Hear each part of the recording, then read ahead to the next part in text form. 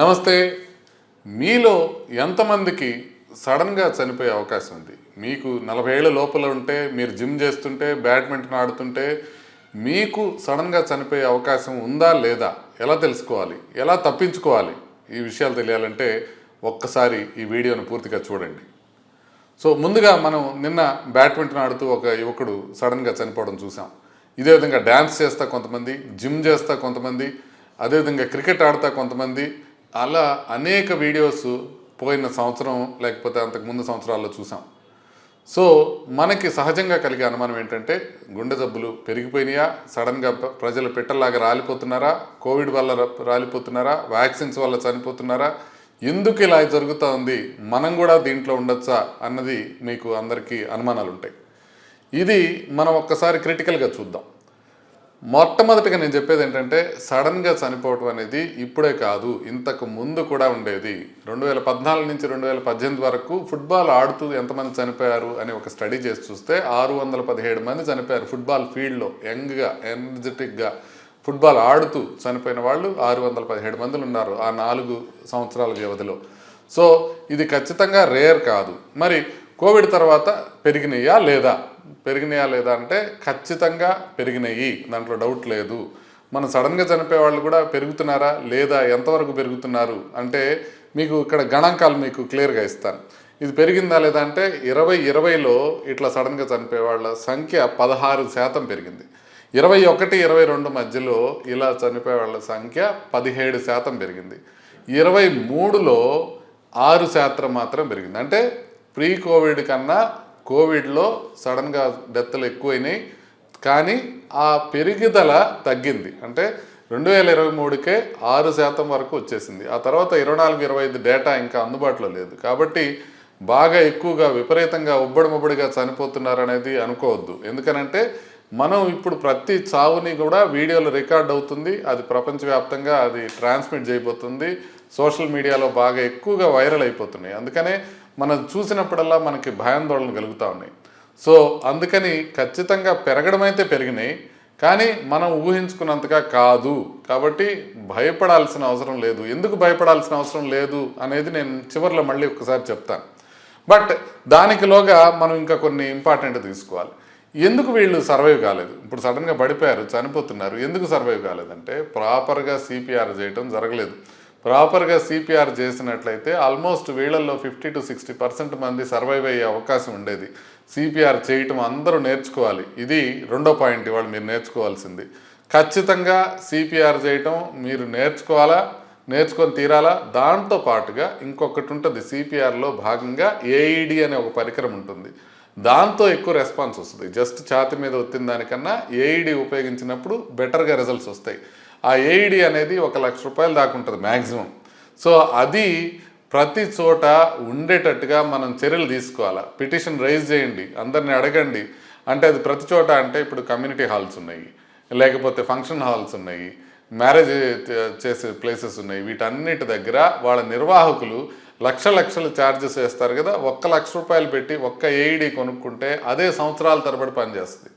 So అది ఒక్క machine ప్రైవేట్గా మీరు అన్ని చోట్ల, జిమ్లో కానివ్వండి, స్పోర్ట్స్ స్టేడియంస్లో కానివ్వండి, అన్ని చోట్ల ఈ ఏఈడి పరికరం ఉండేటట్టుగా చూసుకోవాలి. దాన్ని ఎలా ఉపయోగించాలనేది మనలో ప్రతి ఒక్కళ్ళు నేర్చుకోవాలి. ఎందుకంటే సడన్గా ఏదైనా ప్రాబ్లం వస్తే మీ ఫ్రెండ్స్కో, మీ తల్లిదండ్రులకో, మీ బిడ్డలకో ప్రాబ్లం వస్తే మీరు దాన్ని సాల్వ్ చేసుకోగలిగిన పరిస్థితిలో ఉండాలి. అందుకని సిపిఆర్ నేర్చుకోండి. ఏఈడి అన్ని చోట్ల అవైలబుల్ ఉండేటట్టుగా మనం ప్రభుత్వం మీద ఒత్తిడి తీసుకురావాలి. పబ్లిక్ యాక్సెస్ డిఫిబ్రిలేటర్స్ అనేవి యూరోప్లోను, అమెరికాలోను అన్ని చోట్ల ఉంటాయి. అంటే విమానాశ్రయాల్లో కావచ్చు, లేకపోతే పబ్లిక్ పార్క్లో కావచ్చు, బస్ స్టాండ్లో కావచ్చు, రైల్వే స్టేషన్లో కావచ్చు, ఈ ఏఈడీలు అనేవి అందుబాటులో ఉండేట్టు చూసుకోవాలి. సో మొదటిది ఏంటి, ప్రీవియస్గా కూడా ఉండేవి, ఇప్పుడు ప్యానిక్ అవ్వాల్సిన అవసరం లేదు. ప్యానిక్ ఎందుకు కాకూడదు అని మళ్ళీ చెప్తానని చెప్పాను. రెండోది, మనకి డేటా పెరుగుతుంది, కానీ ఇప్పుడు సిపిఆర్ ఒకటి, ఏఈడి ఒకటి నేర్చుకుంటే మనకి ప్రమాదం ఉండదు అని. మూడోది ఇంపార్టెంట్ థింగ్ ఏంటంటే, పోస్ట్ మార్టం స్టడీస్ ఖచ్చితంగా నిర్వహించాలి అనేది ఒక జీవో తీసుకురావాలి. ఎందుకంటే ప్రజల్లో ఉన్న భయాందోళనను పోగొట్టాలి అని అంటే ఈ పర్టికులర్ వ్యక్తి బ్యాడ్మింటన్ ఆడుతూ లేకపోతే క్రికెట్ ఆడుతూ ఎందుకు చనిపోయారు అనేది తెలుసుకోవాలి. ఇంపార్టెంట్ విషయం ఏంటంటే కార్డియాక్ అరెస్టు హార్ట్ అటాక్ రెండు వేరు. హార్ట్ అటాక్ వల్లనే కార్డియాక్ అరెస్టులు చాలాసార్లు వస్తాయి, కానీ హార్ట్ అటాక్ రాకుండా కూడా వస్తాయి. ఎస్పెషల్లీ చిన్న వాళ్ళల్లో 20 ఏళ్ల లోపల చనిపోయే వాళ్ళల్లో అలా రావడం అనేది చాలా కామన్. అంటే హార్ట్ అటాక్ లేకుండానే కార్డియాక్ అరెస్ట్ రావడం, దానికి కొన్ని ఇన్హెరిటెడ్ కండిషన్స్ కారణం ఉంటాయి. నేను ఎప్పుడు చెప్తుంటాను, హెచ్ఓసిఎం అని, ఏఆర్విడి అని, ఎల్క్యూటీఎస్ అని, షార్ట్ క్యూటీ సిండ్రోమ్ అని, బ్రుగాడా సిండ్రోమ్ అని, సిపివిటి అని, ఈ 6 కండిషన్స్ ఉంటే కనుక సడన్గా చనిపోయే అవకాశం ఎక్కువ ఉంటుంది, ఫ్యామిలీలో చనిపోయే అవకాశం ఎక్కువ ఉంటుంది. దానికిను ఇప్పుడు మనం పెద్దవాళ్లలో చనిపోవడానికి రెండింటికి డిఫరెన్స్. హార్ట్ అటాక్ వల్ల కార్డియాక్ అరెస్ట్ రావడానికి, హార్ట్ అటాక్ లేకుండా కార్డియాక్ అరెస్ట్ రావడానికి చాలా డిఫరెన్స్ ఉంటుంది. అది కూడా మనకి దీంట్లో తెలుస్తుంది. ఒకవేళ హార్ట్ అటాక్ వస్తుంది అని అంటే మనం హార్ట్ అటాక్ని తప్పించుకోవడానికి మార్గాలు ఎంచుకోవాలి. హార్ట్ అటాక్ లేకుండా కార్డియాక్ అరెస్ట్లు వస్తున్నాయంటే దానికి వేరే సెట్ ఆఫ్ టెస్టులు చేసుకోవాలి. సో ఇది మనకి క్లియర్గా డిస్టింక్షన్ పోస్ట్ మార్టంలో తెలుస్తుంది. కాబట్టి ప్రతి సస్పిషియస్ డెత్, ప్రతి సడన్ డెత్ మనం ఖచ్చితంగా ఇన్వెస్టిగేట్ చేయాలి. దానికి ఒక కమిటీ వేయాల్సి ఉంటుంది గవర్నమెంట్. సంక్లిష్టమైన స్టెంట్ బైపాస్ మన పల్స్ హార్ట్ సెంటర్లో చేయించుకోండి, యూ విల్ బి సేఫ్. ఎక్కడైతే ఒక ఇద్దరు ముగ్గురు మెడికల్ ఎక్స్పర్ట్స్తో కమిటీ వేస్తే వాళ్ళు కనుక వెళ్ళి కారణం నిర్ధారించగలిగితే మనకి క్లియర్గా ఈ డేటా వస్తుంది. ఇకపోతే అందరూ అంటుంటారు వ్యాక్సిన్ వాళ్ళు మీకు ఏమైనా డబ్బులు ఇస్తున్నారా అని. ఇది నేను క్లియర్గా చెప్పదలుచుకున్నా. వ్యాక్సిన్ వాడు ఎవడు నా దగ్గరికి వచ్చి అప్రోచ్ కాల. కోవిషీల్డ్ వాళ్ళు కావచ్చు, కోవాక్సిన్ వాళ్ళు కావచ్చు, ఆస్ట్రాజెనికా వాళ్ళు కావచ్చు, ఫైజర్ వాళ్ళు కావచ్చు, మీకు రూపాయి ఇస్తామని కూడా అప్రోచ్ కూడా కాల. కాబట్టి ఎవరు అప్రోచ్ గారు. ఇదేమి వ్యాక్సిన్ గురించి ప్రొటెక్ట్ చేయాల్సిన అవసరం లేదు. వ్యాక్సిన్ గురించి ఇంకా ఎక్కువ స్టడీస్ జరగాల్సిన అవసరం ఉంది. కాబట్టి నేను చెప్పేది ఏంటంటే, ఇప్పటి వరకు నేను మొత్తం విపరీతంగా చదువుతా. మీరు ఎవరు ఏ డాక్టర్ని చూసిన దానికన్నా వాళ్ళందరికన్నా ఎక్కువ చదువుతాను నేను. ఇప్పుడు దాకా వ్యాక్సిన్ వల్ల ఈ మరణాలు వస్తున్నాయి అని చెప్పడానికి ఎటువంటి ఆధారం నాకైతే కనబట్లా. క్లియర్గా చెప్తున్నా. కారణం కూడా చెప్తాను మీకు. కోవిషీల్డ్ వ్యాక్సిన్ వేసిన మొదటి నెలలో క్లాట్స్ వచ్చే అవకాశం ఉంటుంది. క్లాట్స్ ప్రధానంగా బ్రెయిన్లో వచ్చే అవకాశం ఉంటుంది, లేడీస్లో ఎక్కువ వచ్చే అవకాశం ఉంటుంది. ఇప్పుడు మనకి 3-4 ఏళ్ల తర్వాత వస్తున్నాయి. అదీగాక మగవాళ్ళలో ఎక్కువగా వస్తున్నాయి. అదీగాక ఇంకోటి ఏంటి మనం అనుకుంది, క్లాట్లు బ్రెయిన్లో కాకుండా హార్ట్లో ఎక్కువ వస్తున్నాయి. కాబట్టి ఇది కోవిషీల్డ్ వల్ల అయ్యే అవకాశం చాలా చాలా చాలా తక్కువ. కాబట్టి వ్యాక్సిన్స్ అని అనుకోవద్దు. But at the same time vaccines మీద పరిశోధనలు ఇంకా బాగా జరగాలి. ఏ విధంగా జరగాలి? 1,00,000 మంది వ్యాక్సిన్స్ వేసిన వాళ్ళని, 1,00,000 మంది వ్యాక్సిన్ వేయని వాళ్ళని ఫాలోఅప్ చేస్తే ఎవరిలో ఎక్కువ సడన్ కార్డియాక్ డెత్స్ వస్తున్నాయో చూస్తే అప్పుడు మనకి క్లియర్గా తెలిసిపోతుంది ఇది ఒకవేళ దీనికి సంబంధించి వ్యాక్సిన్ వల్ల వస్తున్నాయా లేదా అని. ఇకపోతే మీరు దీని బారిన పడకుండా ఉండాలంటే మీరు ఏమి చెయ్యాలి? Simple.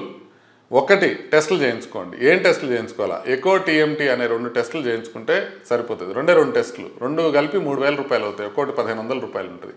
So first echo TMT చేయించుకోవడం, అది క్లారిటీ తీయించుకోండి. ఎవ్రీ ఇయర్ ఒక్కసారి చేసుకోండి. చూసుకుంటే అవి 2 బాగుంటే ఇంకేం ప్రాబ్లం లేదు. రెండోది బీపీ, షుగరు, కొలెస్ట్రాల్ ఇవన్నీ టెస్ట్ చేసుకోండి. ఇవి చాలా ఈజీ. బరువు ఎక్కువ ఉన్నారేమో చూసుకోండి. మీకు తెలియదా బరువు సరిగ్గా మెయింటైన్ చేసుకోవాలని? మీకు తెలియదా మీకు బీపీ, షుగర్, కొలెస్ట్రాల్ ఉంటే కంట్రోల్ చేసుకోవాలని? మీకు తెలియదా మీరు ఒకవేళ మీకు మానసిక ఒత్తిడి అధికంగా ఉంటే దాన్ని అధిగమించడానికి ప్రయత్నం చేయాలని? మీకు తెలియదా రోజు ఎక్సర్సైజ్ చేయాలని? ఇవి రోజు చెప్పాలన్నా? రోజు ఖచ్చితంగా ఎక్సర్సైజ్ చేసి తీరాలి. మనం రోజు ఖచ్చితంగా మంచి ఆహారం తీసుకోవాలి. మనం చేయాల్సిన పనులన్నీ మనం చేస్తే గుండె జబ్బు వచ్చే అవకాశం 90% తగ్గిపోతుంది. ఆ స్మోకింగ్ ఉంటే ఇవాళే వదిలేయండి, పీడ పోతుంది. ఆ స్మోకింగ్ అనేది పక్కకు పెట్టేసేయండి పూర్తిగా.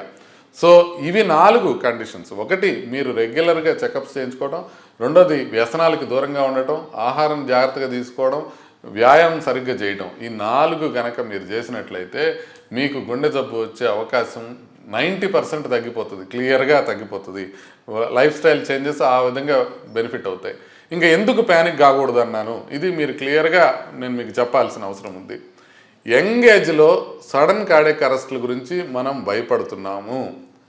ఇవి పరిశోధనలో తేలింది ఏంటంటే 1.9 డెత్స్ ఇన్ 1,00,000 పాపులేషన్. అంటే 1,00,000 మంది ఉంటే 2 కన్నా తక్కువ చనిపోతారు ఇట్లా సడన్గా.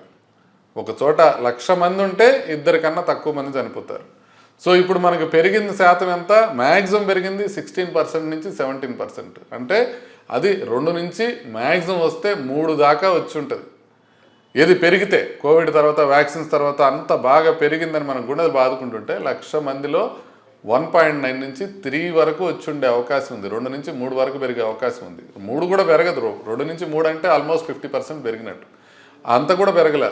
1.9 నుంచి 2.3 వరకే ఏమన్నా పెరిగి ఉండొచ్చు పెరిగితే. అందుకనే మీరు చనిపోయే అవకాశం, సడన్గా డెత్ వచ్చే అవకాశం 1,00,000 మందిలో 2 మాత్రమే. అంటే 2% కూడా కాదు, 0.2% కూడా కాదు, 0.02%. సో అంత తక్కువ అవకాశం ఉంది. సో ప్యానిక్ అవ్వకండి, ఒక్కసారి టెస్టులు చేసుకోండి, లైఫ్ స్టైల్ మార్చుకోండి, కానీ ఏమీ భయపడద్దు. భయంతో ఎక్కువ మరణాలు సంభవిస్తున్నాయి, జాగ్రత్తలు తీసుకోండి, అంతే, భయపడాల్సిన అవసరం లేదు. వ్యాక్సిన్స్ గురించి ఇంకా పరిశోధనలు జరగనియండి, కానీ ప్రస్తుతానికి మాత్రం దానికి సంబంధించి మనం భయపడాల్సిన అవసరం లేదు. నమస్తే.